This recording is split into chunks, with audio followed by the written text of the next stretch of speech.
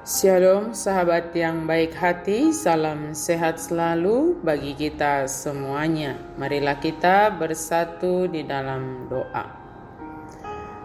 Kasih karunia dan damai sejahtera dari Allah Bapa dan dari anaknya Tuhan Yesus Kristus kiranya menyertai kamu sekalian. Amin. Firman Tuhan bagi kita pada hari ini tertulis dalam kitab Kisah Para Rasul 1 ayat 1 sampai 11. Mari kita baca di tempat kita masing-masing secara lengkap. Saya baca ayat 7 dan 8. Jawabnya, engkau tidak perlu mengetahui masa dan waktu yang ditetapkan Bapa sendiri menurut kuasanya. Tetapi kamu akan menerima kuasa kalau Roh Kudus turun ke atas kamu, dan kamu akan menjadi saksiku di Yerusalem dan di seluruh Yudea dan Samaria dan sampai ke ujung bumi. Yesus naik ke surga dan akan datang kembali.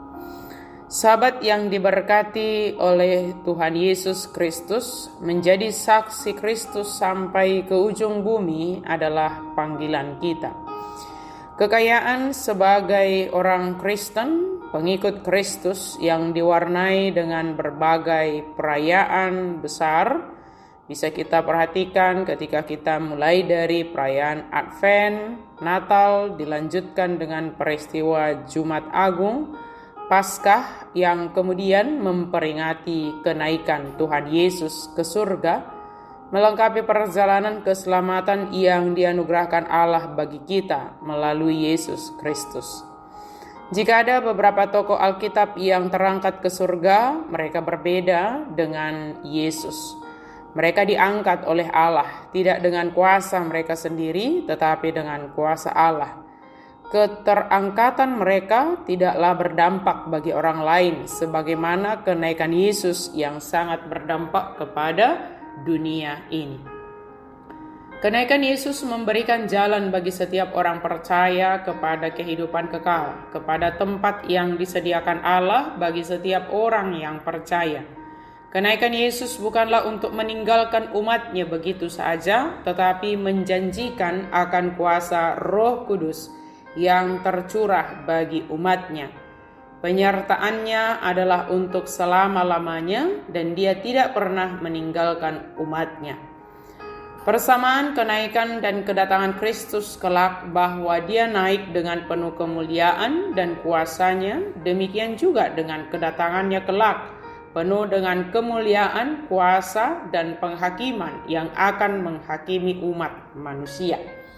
Dan inilah yang sedang kita nantikan sampai saat ini dan kita tidak tahu sampai kapan, yaitu kedatangan Kristus kedua kalinya untuk menghakimi orang yang hidup dan yang mati, yang akan mengakhiri penderitaan di dunia ini.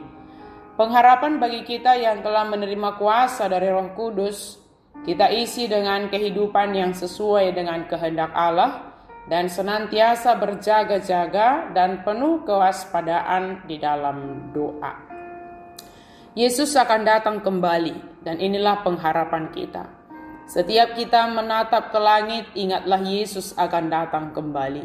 Setiap kita menatap ke langit, ingatlah bahwa kita mesti sedang terjaga, bekerja, bersemangat, waspada dalam menanti kedatangannya, supaya ketika dia datang kita didapati sebagai orang yang percaya.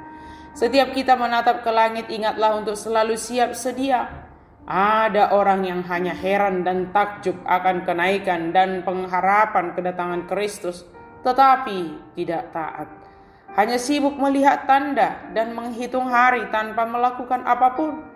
Allah menghendaki dalam masa penantian akan kedatangannya kembali, kita tetap taat melakukan kehendak-Nya, bekerja dan berjaga-jaga. Allah tidak menginginkan hanya ketakjuban tanpa tindakan dan ketidaktaatan. Aktif sebagai pemberita Injil sebagaimana yang diperintahkan Yesus, inilah yang harus kita kerjakan.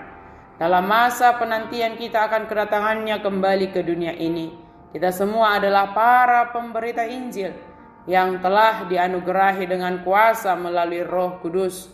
Janji penyertaan-Nya memampukan kita melakukan tugas pemberitaan ini dalam semua lini kehidupan kita.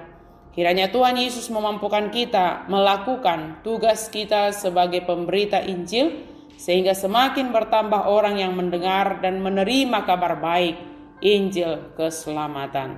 Amin. Mari kita berdoa. Terima kasih Tuhan untuk firman-Mu.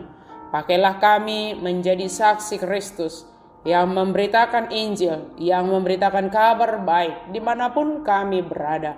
Kami percaya Tuhan Engkau senantiasa menyertai kami, menolong dan memampukan kami dalam seluruh tugas panggilan kami.